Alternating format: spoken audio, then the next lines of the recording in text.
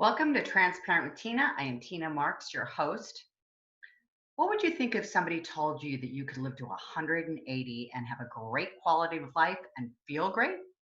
Well, that's what my guest today has to say. He is the CEO and founder of Bulletproof Coffee. He's a three-time New York Times bestseller, and he's considered the father of biohacking.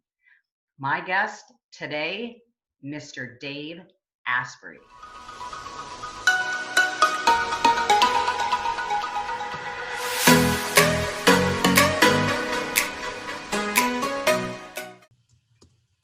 So welcome, Dave. So nice to meet you in person. Actually, never even talked to you before just now, but thank you and welcome to the show. I am happy to be here. Thank you. So I just started your book. I've only started the one book, Superhuman. Okay. And I was reading about when you were a teenager, you started gaining a lot of weight. By the time you were in your mid-20s, you were in serious jeopardy of stroke and heart disease, correct? Yeah, they said high risk of stroke and heart attack. I'd had arthritis since I was 14, and I was having brain fog and all the bad stuff that's supposed to hit you when you're like 70. I got in my 20s, so I decided I should do something about it. Right. So tell us how you what did you do? Well, I did what you're supposed to do. I went on a low-fat, low-calorie diet. I ordered the chicken salad with no chicken and no dressing.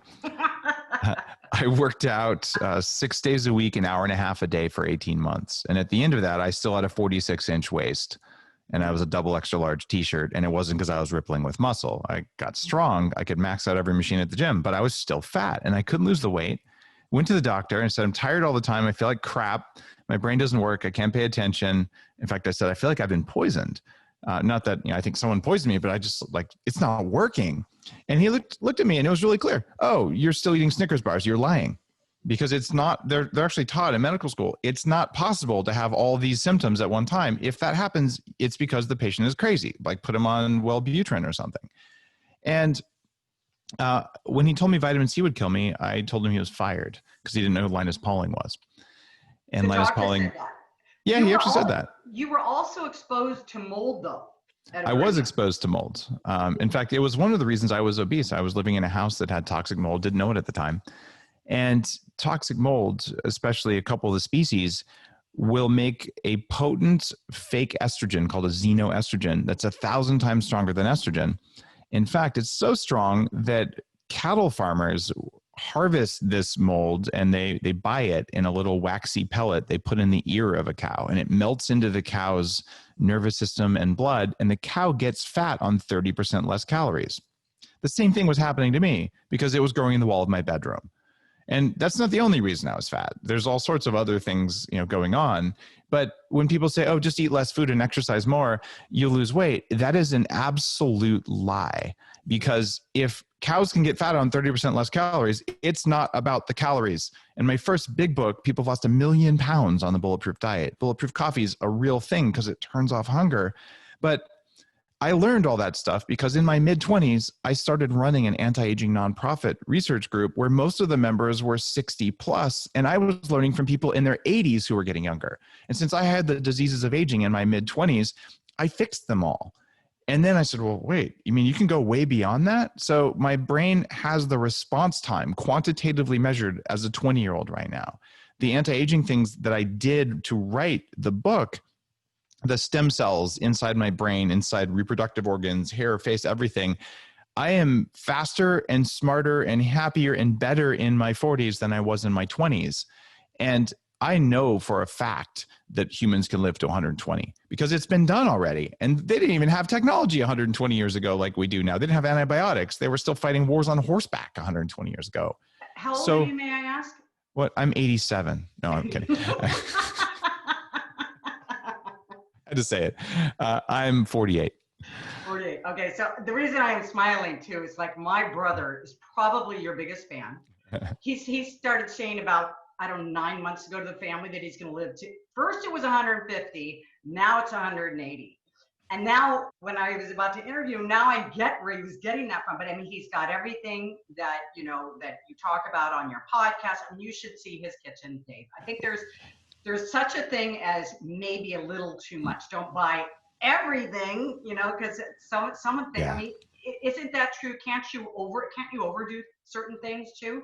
Or just You can have it just be a waste of money? Maybe it might not harm you, but you can overdo almost anything. I mean, you can overdo water. It's called drowning. You can yes. overdo fasting. It's called starvation. You can overdo the keto diet. You can overdo the vegan diet. In fact, if you're doing the vegan diet, you're overdoing it. So, all of those are things that you can just get into. And what I do is I do try everything. And I've spent more than $1 million trying everything, both for this book and for just to make myself well, and then to upgrade myself beyond what is normal. 4 months of my life with electrodes on my head at 40 years of Zen, basically making my brain work better and make more electricity than it did before. Some of that was fixing old stuff, and some of that was hitting new levels.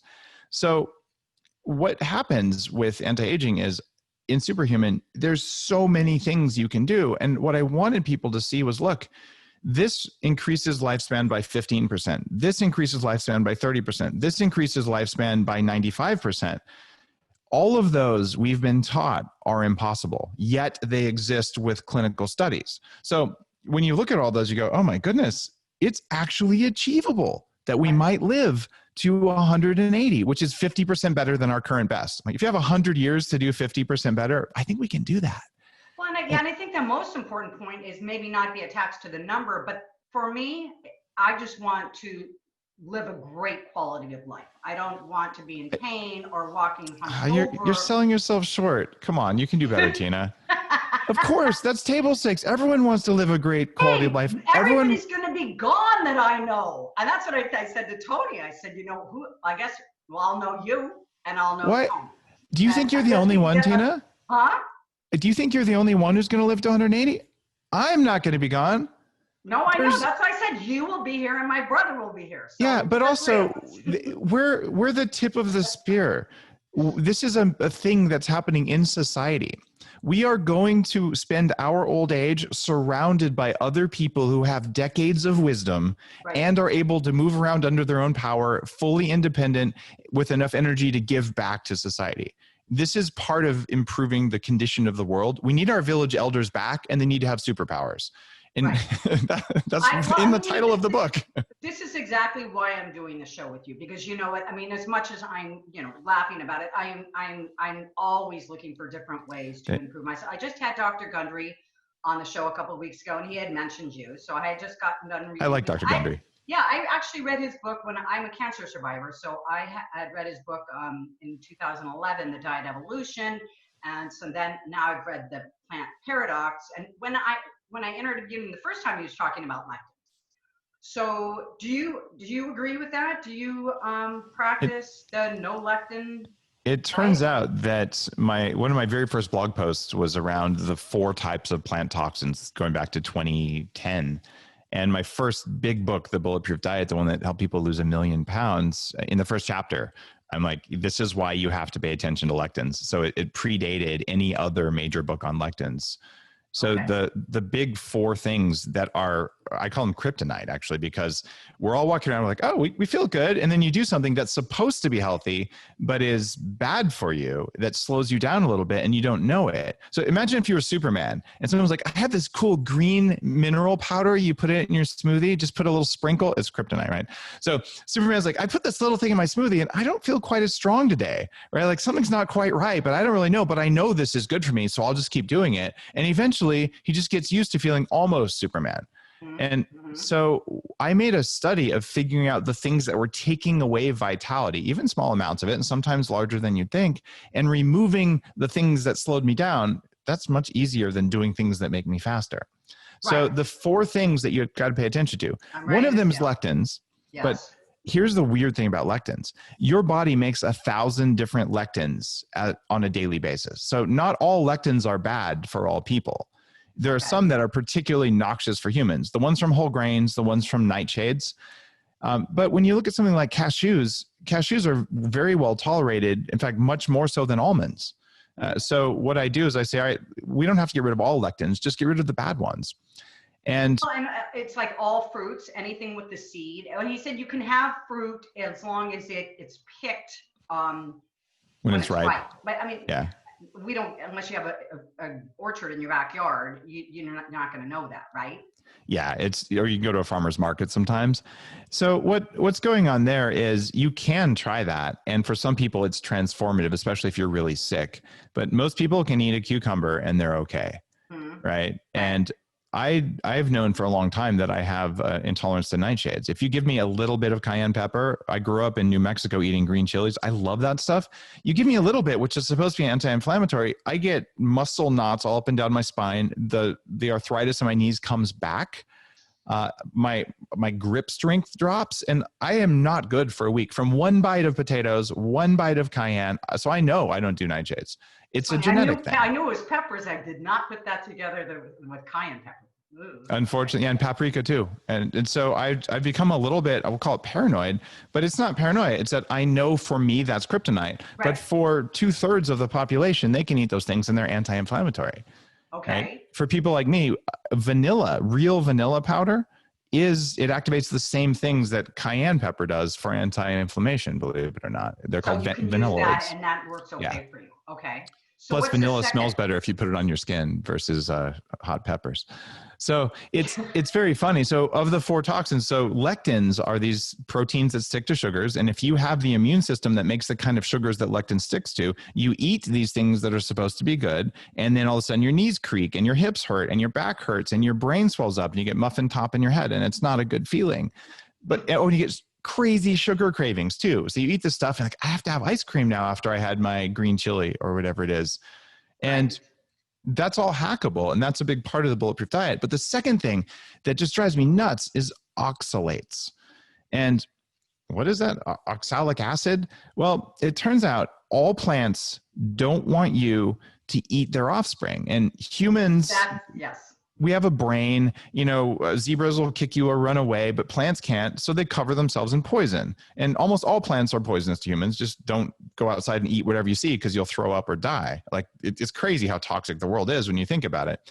So then we have the assumption, that's safe to eat and that's not safe to eat. And there's no room in the middle to say we can live on that. It's just not very good for us. And that's what wheat, for example, is.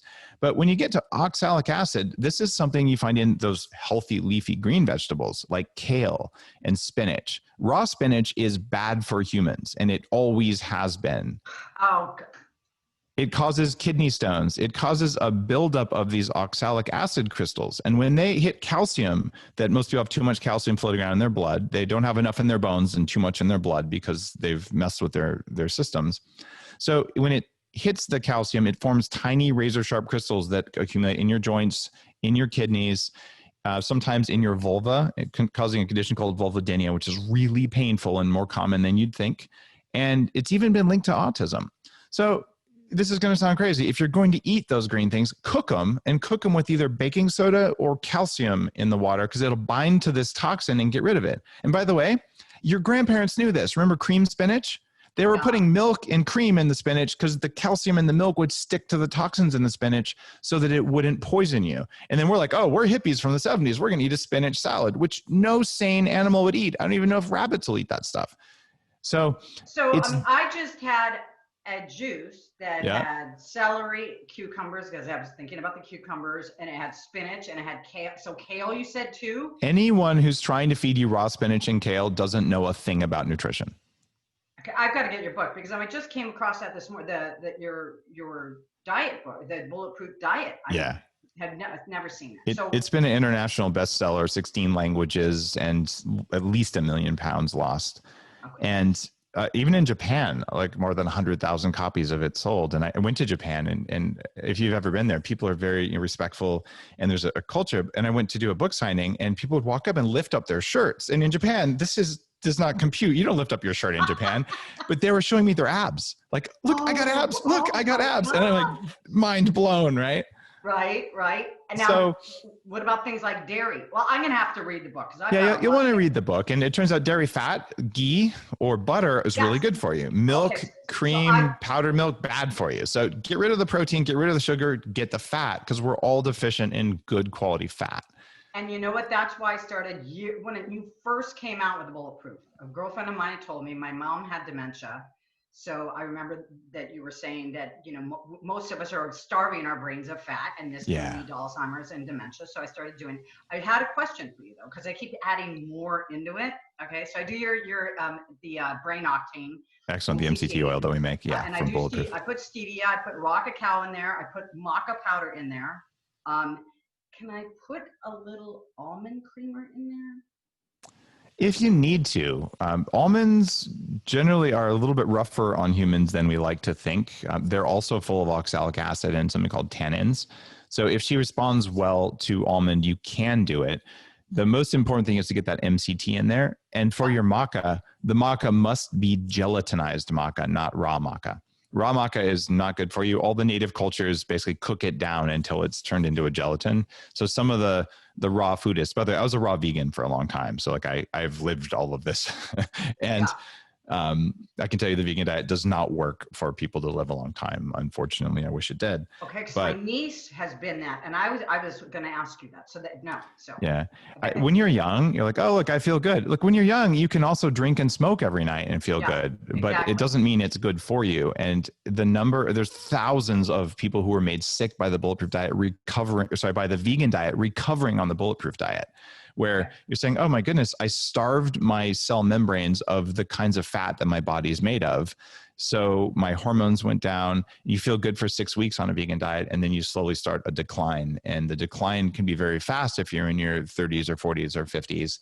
And it can take a long time in your 20s, but you're accumulating damage. You're basically burning the candle before it was supposed to be burned. So I'm very worried when people say it's a healthy diet. It is not healthy for the planet. It's not healthy for animals. And it's not healthy for humans. But what is required for all of us to live a long time, you have to stop eating industrial meat. Most of the meat that you can buy, you don't want to put in your body, and it destroyed soil. They're mean to the animals, and it's got hormones and antibiotic residues, and it's got the wrong fats in the meat. So if it's not grass-fed meat, don't eat it. Yeah, no, okay. So I don't eat any meat, but I'm making grass-fed burgers for my son myself. Beautiful. That's all you have to do. And the chicken, no hormones, right? Correct. Dr. Gundry was saying pasteurized. I'm like, or he was saying pasture raised, not pasteurized, right? Maybe it's that. Yeah, he means grown on a pasture. Huh? Okay. Yeah. Right. So and for chicken, most chicken, even organic hormone-free chicken or something, it is really not that good for you, because the fats in the chicken, it's high omega-6 fats, and we need more saturated and more omega-3s. So you can do the chicken, but it's got to be an expensive, high-end farm-raised chicken that really spent time outside, that was not fed a vegan diet. I've got 50 chickens outside on my organic farm. I live in an organic farm. Well, they eat vegetables. They eat some like chicken feed that's organic, but it doesn't have corn and soy in it. Right. And they eat all of our table scraps. They're the biggest carnivores ever. You throw a little bit of pork fat, the extra lamb fat, any little pieces of meat, they go nuts for it. They are not vegetarians. They are not vegan. They would eat all meat all the time if you let them. Okay, so all this is in your book. Okay. Yeah, so and the eggs that come out are like this bright orange color. You'd never even imagine an egg could be that color. Wow. All right. What is number 3? On that toxin list, so we had lectins, we had oxalates. Yep. Let me just bag on kale a little bit more. Another thing, before we get to the next one, kale is the #1 vegetable that absorbs a toxic metal called thallium. Thallium was called the poisoner's poison because Russians used to use it to kill people because it's a very sneaky toxin. And when we took lead out of our gasoline, we replaced it with this unknown metal called thallium that's thousands of times more toxic than lead. So when you're eating your kale, the kale is pulling this out of the environment and concentrating it, and then you eat it. So you're like, oh, let me poison my mitochondrial ability to make energy, and let me poison my kidneys with oxalic acid. Like, kale is garnish. It is just not food. So that's another little side point there. No kale. Or cook it and boil it, throw away the water. But basically, kale was what you ate when you were starving. Every time I think I have it right, it's like, then I hear something like this. I mean, and people say, it's got vitamin K. Nutrients out of it. You want all your stuff raw, and so. Yeah. This is based on real science, and it's based on living this. I ate bowls and bowls of raw kale, and it made me really sick. It gave me more autoimmune issues and things like that. Okay. So the third big category of toxin is called mycotoxins, and this comes from mold.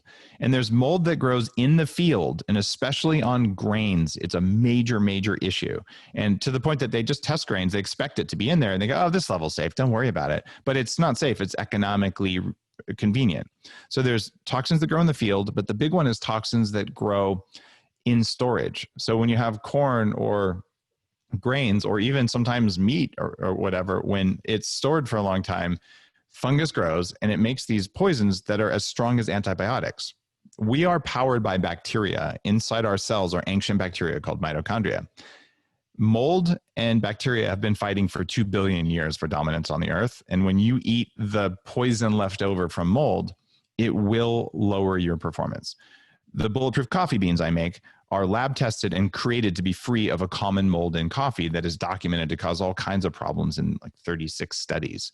So that toxin is called OTA. So what you want to do is don't eat plants that are high in mold toxins, and watch out for mold in your environment. We mentioned toxic mold helps make me sick as well. So if there's water damage in your building and it smells like a mop, or everyone's gaining weight and getting sick and you don't know why, and your emotions all over the place, you feel like you can't wake up, those are common signs of that. There's a free documentary. It's called moldymovie.com.